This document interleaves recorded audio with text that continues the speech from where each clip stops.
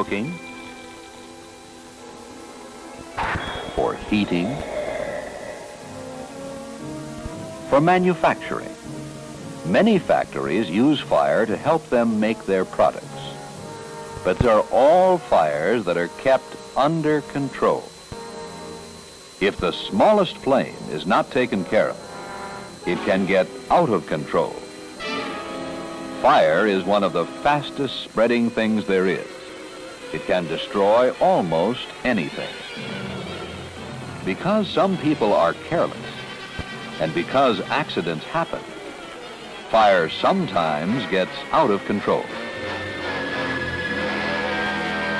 Because of this, we must have someone to protect our homes, our schools, and our community from the danger of fire. This is the work of the firemen. When danger strikes, they're the first ones to answer the call. Firefighters, brave men and women who put their lives on the line every day to protect us all. This is the story of how these everyday heroes have woven themselves into the fabric of our communities, past, present, and future.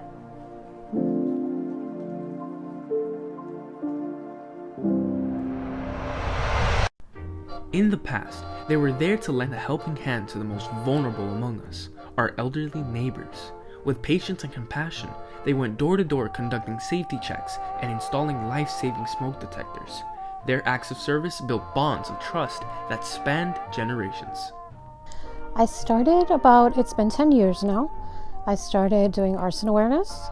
I started learning about all the different trainings that we provide in public education, and found that my favorite one to do was senior training. The main thing with the elderly is teaching them that the number one place for fires is the kitchen. So we teach them cooking fire safety. That's the most important. Also teaching them that if they do get burned, the best thing to do is to put tap water and not, mostly seniors will tell you they have all these home remedies they learn from their family. We tell them no home remedies, tap water, call 911.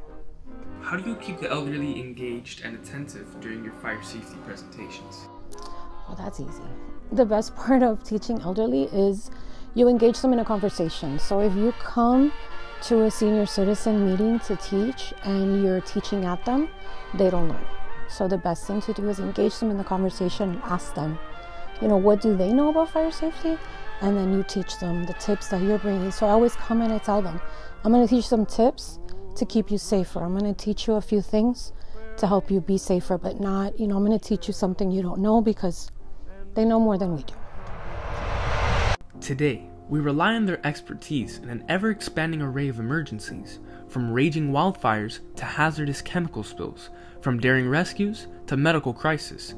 Firefighters race to the front lines, risking everything to safeguard our families and communities. My journey began as a kid. My father was a firefighter. He's retired now, and I liked what he was doing. And as I got older, I got to see more of what it entailed. I liked being outside and helping people, and I decided that's the career choice I wanted. In the 28 years that I've been here, everything from our uniforms have changed, the makeup of the department has changed, we have more females, our equipment has changed, we have bigger trucks, bigger rescues, they hold more equipment, they do more as far as aiding us in our job. Everything from that to our support systems and our resources that we have. We now have peer support that helps us with our mental health issues. We offer so many resources that were not available 28 years ago. What do you think has been the most rewarding part about being a firefighter? For me personally, I can say just that different look or different smile that I get from the patient, each patient, every time when you think you're getting burnt out, that joy that I see on their face, or that relief that I see on the patient's face when we help them out in their situation. But their impact extends far beyond the emergency calls. Looking to the future, they take time to share their knowledge with the next generation. Through fire safety lessons at schools and open houses at firehouses, they plant the seeds of preparedness, empowering children to prevent tragedies before they occur. I was a summer intern in 9th grade and 10th grade when I was in high school. Once I finished my summer internship, I also came back 11th and 12th grade. Once I did 12th grade, I ended up getting grandfathered in by the fire chief, which kept me in the same position and the same bureau for my entire life now. Depending on the age, I'm already prepared for what tools and materials I'm going to use, what I'm going to take, and also just making sure that I eye level speak to them as they want to be spoken in. I tell jokes, I move around, I dance with them a little bit, but I also engage in making sure they understand the segment of distance to make sure they're safe for any type of fight that may come about. I became a fire and life safety training representative because I saw the job. I applied for it. There were different jobs, but this one was the one that fit perfectly for me. It was based on education, children, and helping out those in the community.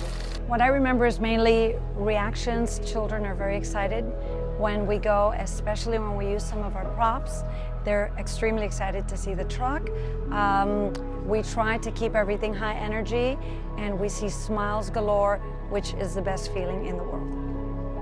What is the most rewarding aspect of your work in public education with children? For me, it's helping the community, setting seeds of education everywhere so that the children, as well as adults, can prevent things that can damage everything in the world, lives as well as material goods. So for me, it's helping the community.